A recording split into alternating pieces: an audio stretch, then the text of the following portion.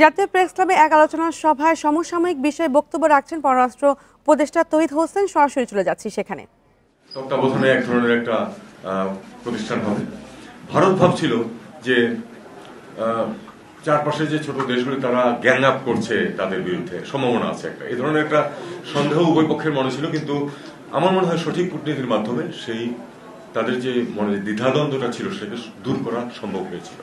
যে কারণে দেখুন, যদিও জিয়া রহমান সাহেবের যে উদ্দেশ্য হয়নি, কিন্তু তারপর খুব তাড়াতাড়ি কিন্তু আমাদের প্রথম সামিট হয়ে গেল একবারে, এবং একটা স্ট্রাকচার দাঁড়িয়ে গেল, একটা চার্টার হয়ে গেল। সাফল্যটা ভালোই ছিল এবং এর কারণে কিন্তু আপনার প্রত্যাশাও সৃষ্টি হয়েছিল অনেক, যে আমরা যেহেতু এত তাড়াতাড়ি এতটুকুতে আসতে পেরেছি, নিশ্চয় আরো অনেক অগ্রগতি হবে। একটা জিনিস আমাদেরকে মনে রাখতে হবে, দক্ষিণ এশিয়া ছিল বস্তুত একমাত্র অঞ্চল পৃথিবীতে যাদের কোনো ধরনের কোনো আঞ্চলিক সহযোগিতা ছিল না। এবং এটা আমরা স্বীকার করাই ভালো যে আসলে পাকিস্তান ভারত যে রাইভালরি আছে, যেটা রাজনৈতিক এবং নিরাপত্তা জড়িত, এটার কারণে আসলে এদিকে কেউ এগোতে মানে এনকারেজড হয় নাই যে না, এটা পারা যাবে না। কিন্তু শেষ পর্যন্ত কিন্তু বাংলাদেশের পক্ষ থেকে জিয়া রহমান সাহেব এটা চিন্তা করেছেন যে সম্ভব এত কিছুর পরেও।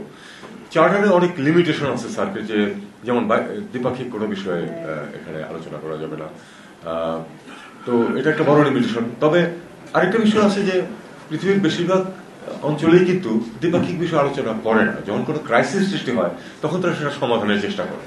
তো এটাই হলো স্বাভাবিকভাবে চরিত্র। আর যে কোনো নতুন দেশের অন্তর্ভুক্তি সব গ্রুপই নিয়ে কিন্তু সবার সম্মতি লাগে, এমনকি ইউরোপ, সেখানেও কিন্তু সম্মতি ছাড়া যেতে পারে না। আমরা জানি যে ন্যাটোতে অন্তর্ভুক্তি নিয়ে কিছুদিন আগে যেটা ঝামেলা হলো তুর্কি আপত্তির কারণে। কাজে এগুলি খুব অস্বাভাবিক কিছু না। তার মধ্যেও অগ্রগতি সম্ভব। প্রতি বছর সামিট হওয়ার কথা ছিল, প্রতি বছর হয়নি। আপনারা জানেন, স্ট্যাটিস্টিক্স অলরেডি আসছে আপনাদের কাছে। তারপরেও কিন্তু একটা মোটামুটি ধরুন, ঠিক আছে, এই বছর না হলো আগামী বছর হয়ে যাচ্ছে।